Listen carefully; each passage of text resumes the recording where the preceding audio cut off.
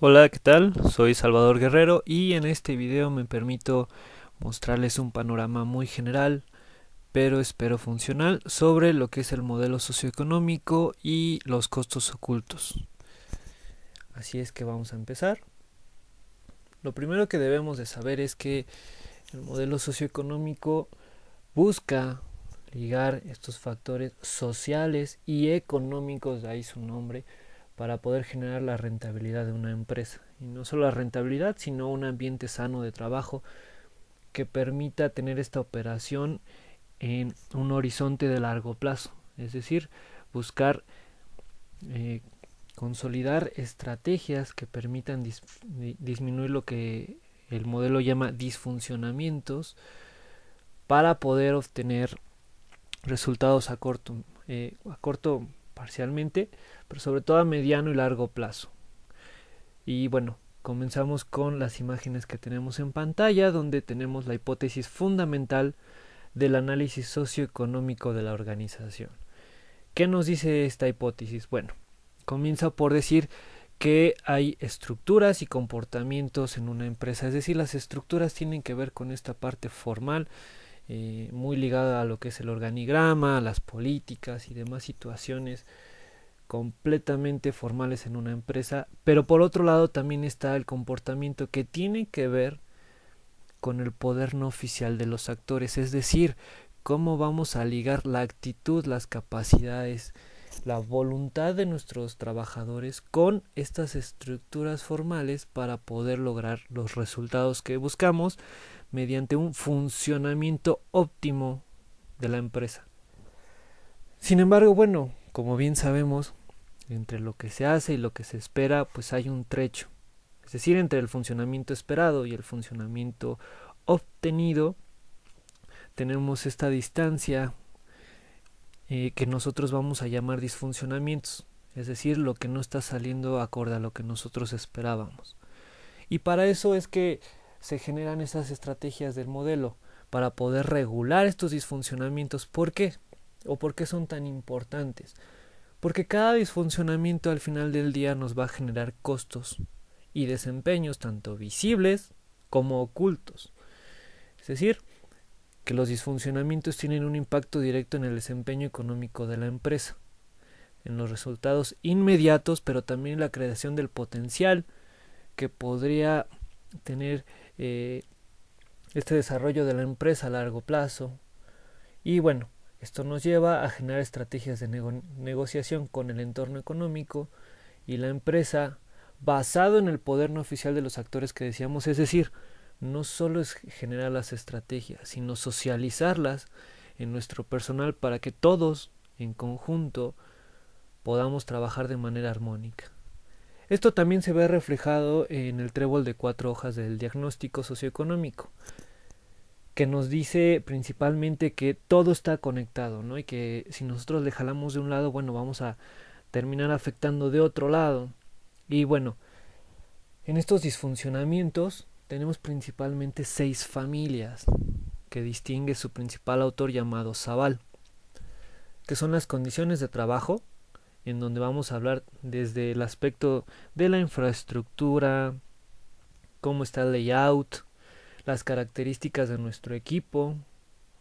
Después tenemos la organización del trabajo, donde podemos hablar de horarios, podemos también mencionar esta situación de la jerarquía que se va teniendo, lo cual va muy ligado con el tercero, comunicación, coordinación y concertación, en donde tiene el impacto sobre la salud de la empresa, el cómo vamos teniendo la comunicación tanto a manera horizontal, vertical, y cómo se generan los acuerdos, ¿no? Para algún malentendido o probablemente alguna situación desfavorable, no solamente en situaciones buenas. Asimismo tenemos la gestión del tiempo tan importante. Debemos de recordar que el tiempo es uno de los recursos más escasos. Después viene la formación integrada, muy relacionada con la capacitación y la formación de nuestro equipo. Y finalmente la implementación estratégica, que incluso más adelante se va a ver de manera un poquito más específica. Y bueno, ¿esto en qué influye? En los costos ocultos que habíamos dicho, los cuales, bueno, tienen principalmente 5 puntos que nosotros podemos resaltar, que es el ausentismo, los accidentes de trabajo, la rotación del personal, la no calidad de productos y la falta de productividad, que veremos en la lámina siguiente. Y esto, bueno, al final de cuentas termina siendo afectación para nuestro equipo de trabajo. Por parte de las estructuras, pues va a afectar de manera física, tecnológica, organizativa, demográfica y mental a las estructuras previstas en nuestra empresa. Y por parte de la situación social, vamos a tener comportamientos atrofiados tanto en lo individual, colectivo, por categorías, por grupos de presión y finalmente los colectivos. ¿Esto a qué nos lleva? Bueno, a los ejes de la gestión socioeconómica, la cual se apoya principalmente en 3. El primer eje, que es el proceso de mejoramiento, nos habla de las 4 etapas. Como en cualquier consultoría, nosotros iniciamos con un diagnóstico y en el diagnóstico nosotros podemos apoyarnos de instrumentos, de herramientas como la entrevista, en donde podemos lograr obtener información desde el mismo actor que está en este proceso. Posteriormente viene ya el diseño del proyecto con base en el inventario de disfuncionamientos. ¿Qué es esto? Este compendio de puntos que marcan la diferencia entre lo esperado, lo planeado y que están afectando a la empresa, dicho por los mismos actores. Para hacer un diagnóstico hay que recordar que el modelo nos marca que se debe de tomar en cuenta todas las áreas y de preferencia, si fuese posible, a todo el personal. Por otro lado, tenemos ya la implementación del proyecto, recordando que también promueve la mejora continua y la evaluación de resultados para poder cumplir con las 4 etapas. En cuanto a las herramientas de gestión, que es el eje B, tenemos las mismas que han sido propuestas por el modelo, como el contrato de actividad periódicamente negociable, la matriz de competencias y una que para mi gusto es muy importante, el plan de acciones estratégicas internas y externas, que está elaborado a un plan de 3 a 5 años, tomando en cuenta estas condiciones que busca tener la empresa, atendiendo la mejora de los disfuncionamientos. Y finalmente viene el eje C, que tiene que ver con estas decisiones políticas, es decir, cómo se va a manejar la mejora entre las partes que son las administrativas y las operativas, tomando en cuenta que el beneficio debe de ser para todos, de manera integral. Y por último tenemos esta lámina que se centra un poco más en los costos ocultos, es decir, parten de los disfuncionamientos previamente descritos y vamos a tener indicadores que podemos ver cuando algo está mal.